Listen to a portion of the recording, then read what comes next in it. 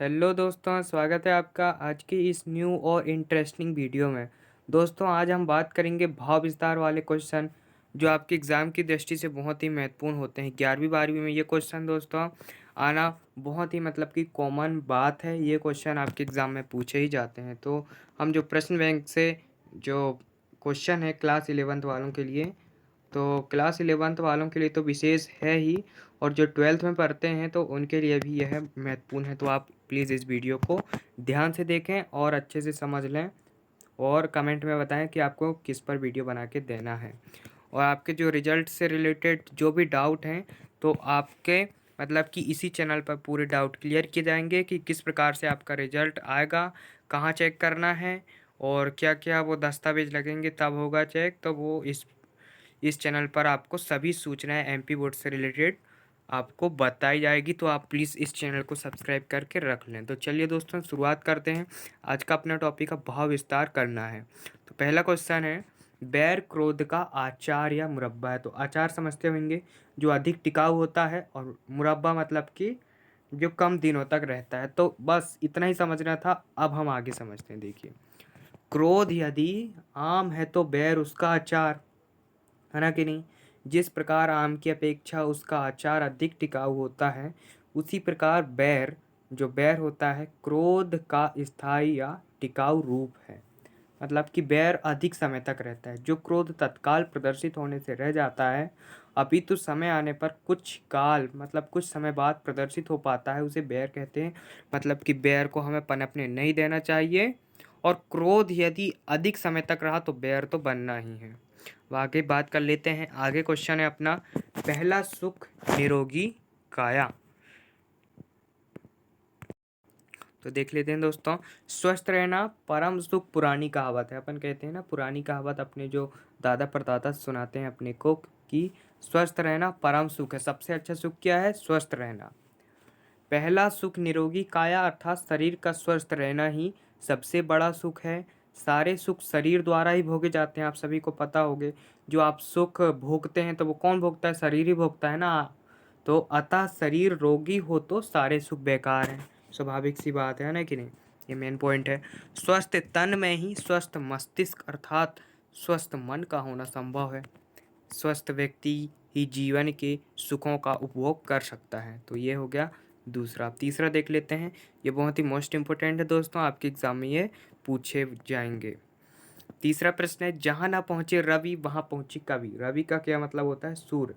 तो प्रश्न क्या रहा है, जहाँ सूरज नहीं पहुँचता, उसकी रोशनी नहीं पहुँचती, वहाँ कवि पहुँच जाता है। तो वो कैसे पहुँचता है, आइए देखिए। कहते हैं कि सूर्य की किरणें जहाँ नहीं पहुँच पाती, वहाँ कवि की कल्पना पहुँच जाती है कि नहीं। वह अपनी कल्पना शक्ति का प्रयोग करके ऐसे स्थानों पर पहुँच जाता है जहाँ मनुष्य का पहुँचना कैसा है? असंभव है। तो बिल्कुल सत्य बात है दोस्तों। चौथा देख लेते हैं, साहित्य समाज का दर्पण है। तो साहित्य समाज का दर्पण है, समाज का प्रतिबिंब है, समाज का लेखा जोखा है।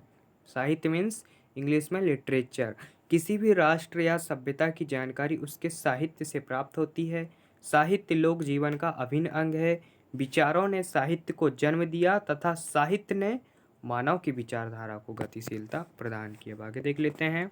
आगे है पांचवा अपना, मन के हारे हार है, मन के जीते जीत। है ना कि नहीं। क्वेश्चन आप समझ गए होंगे। मन के हारे हार है, मन के जीते जीत। अर्थात जीवन में जय और पराजय केवल मन के भाव है। कैसे भाव? ये मन के भाव है। यानी जब हम किसी कार्य के शुरू में ही हार मान लेते हैं कि हम सचमुच में हार जाते हैं, लेकिन अपनी मंजिल के लिए जब जूझते हैं, बार बार गिर कर खड़े होते हैं, तो हमारा आत्मविश्वास का गुना कैसा होता है? बढ़ जाता है दोस्तों। अब आगे बढ़ते हैं। आगे छठवा है, सहज पके सो मीठा होए। आपको इस चैनल पर दोस्तों आपका जो पेपर है वो भी अपलोड कर दिया गया है। तो यही भाव विस्तार वाली यहीं से पेपर में आपके प्रश्न आए दोस्तों, आप चैनल पे जाके देख लें और सब्सक्राइब भी कर दें। छठवा है, सहज पके सो मीठा होए। उत्तर अर्थ, धीरे धीरे किया गया कार्य अच्छा होता है। वहाँ के बहुत जल्दबाजी में सारे काम गड़बड़ हो जाते हैं। आप सभी को पता होगा कि हम जल्दबाजी में जब काम करते हैं तो कोई ना कोई काम तो बिगड़ ही जाता है, इसलिए कहा गया है सहज पके तो मीठा होए। अब जल है तो कल है। आप सभी ने ये सुना होगा, वो वाटर टैंकर होते हैं तो उनमें लिखा होता है जल है तो कल है, पर आजकल वो दिख भी नहीं रहे हैं और ज़्यादा उनमें लिखा नहीं दिखाई दे रहा है। तो उत्तर है जल से ही खाने योग्य वस्तुएं पैदा होती है। यदि वर्षा ना हो तो इस धरती का आंचल सूख जाएगा। यदि हम धरती को बचाना और पर्यावरण को संतुलित रखना चाहते हैं तो हमें बिना देर किए जल को बचाने के हर संभव प्रयास करने होंगे।